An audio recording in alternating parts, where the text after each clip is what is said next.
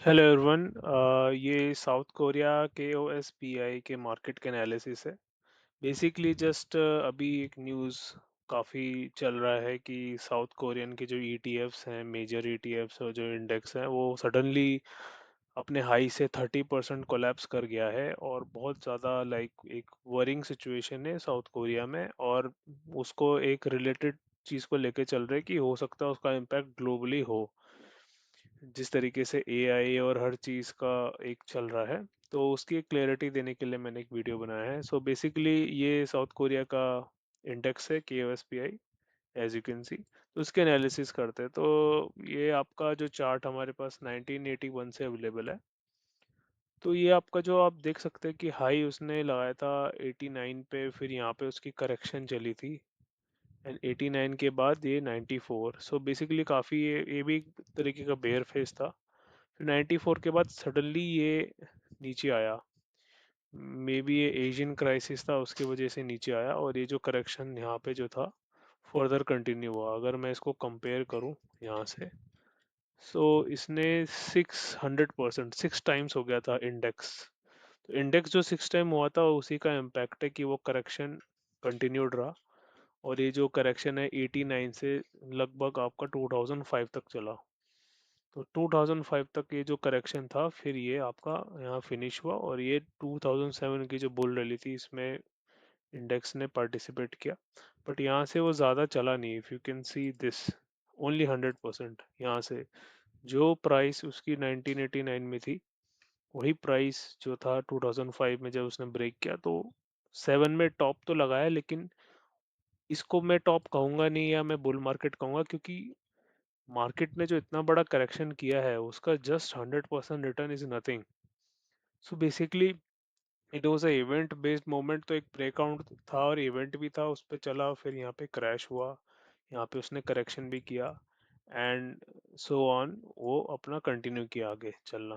बीच में कोविड आया था, तो कोविड का तो इम्पैक्ट सारी ग्लोबल मार्केट में था। उसके बाद फिर जो यहाँ पे अब ये जो मूवमेंट है इसकी काफ़ी स्लो है, क्योंकि 2007 का भी आप देखो ये नीचे से ऊपर आया यहाँ पे, बट ये ऊपर कंटिन्यू नहीं किया मूव करना। उसके बाद इसने 18 में टॉप लगाया, यहाँ पे भी थोड़ा रुका, 2020 आया, फिर ये 20 से ऊपर गया एंड यहाँ पे भी ये रुक गया। तो एक तरीके से ये मूवमेंट काफ़ी स्लो थी और काफ़ी रेंज बाउंड टाइप थी। नाउ सडनली मार्केट एक तरीके से स्पाइक कर जाता है, एक सडन मोमेंटम ले लेता है बहुत ही शॉर्ट टाइम पे। और इसको अगर मैं देखूं इस एरिया में 2024 या 2025 जो था, वहाँ से ये सडनली एक राइज करता है। और यहाँ से अगर आप देखोगे तो इसका जो राइज है वो है 283% का, almost 2.5, more than 2.5 times index हो गया just with in like few months. 2025 कुछ ही महीनों में 2.5 गुना हो गया। तो एक सडन मूवमेंट आया, और ये sudden movement is just because कि ये जो बड़ा एक बेयर फेस था पीछे का, उसका जो ब्रेकआउट था उसका एक बुल फेस का एक पार्ट है ये। और यहाँ पे एक एक मोमेंटम नहीं आया था बुल फेस का, तो सडनली एक ब्रेकआउट टाइप सिचुएशन हुआ। लेकिन जो ये सडन मूवमेंट हुआ, it comes at the cost, right. 2.5 times कुछ महीने में हो जाना, तो उसके इम्पैक्ट है। और उसका इम्पैक्ट ये हुआ कि जो टॉप लगा उससे प्राइस आपका 30% नीचे आया। अगर आप चेक करोगे 30 या 31% ये नीचे आया है। सो मैं एक बार वीकली का चार्ट खोलता हूँ, ये देखिए, ये टॉप लगा, इससे 31% डाउन आया। Now what is this, this is basically a correction of this movement. जो यहाँ से यहाँ मूवमेंट हुआ है आपका, अब मैं यहाँ से लो से देखूँ तो 318% की मूवमेंट है, बड़ी स्ट्रॉन्ग शार्प मूवमेंट है, एकदम स्ट्रेट मूवमेंट है। यहाँ पे बिल्कुल भी हैवी करेक्शन नहीं हुई। तो ये जो पूरा मूवमेंट है इसका एक heavy correction you can expect. तो ये जो है ये एक हैवी करेक्शन है, ये कोई क्रैश नहीं है, ये एक हैवी करेक्शन है। और मैं एक बार नंबर्स आपको शो कर देता हूँ। तो ये KOSPI जो है आपका साउथ कोरिया इंडेक्स, तो इसके जो नंबर्स हैं ये ईयर ऑन ईयर के मेरे पास है। तो इसमें ज़्यादा डीप डिटेल में नहीं जाएंगे, जस्ट मैं आपको ये दिखाऊंगा कि आप अगर 2024 वगैरह के फिगर्स देखो, तो ये लेट्स से 2007 के बाद जो है उसके फिगर्स देखते, तो यहाँ 49, थोड़ा बहुत, मतलब एक ईयर ज़्यादा चला तो फॉल भी किया, फिर थोड़ा चला, ऐसे करते करते 2024 में डाउन था 9%। 2025 में 75% अप था। और ये जो अभी के फिगर्स अगर ले हम, तो 59% अप है अपने उससे।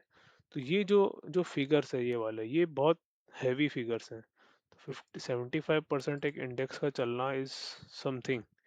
तो ये जो है, ये आपको जो फॉल किया है, ये बेसिकली ये फॉल जो है ये करेक्शन है, लेकिन ये बहुत ही शार्प करेक्शन हुआ क्योंकि मोमेंटम बहुत तेज था। सो इसका इम्पैक्ट ये भी हो सकता है कि ये कुछ टाइम के लिए यहाँ रुक जाए, और रुक के फिर अपना मोमेंटम कंटिन्यू करे।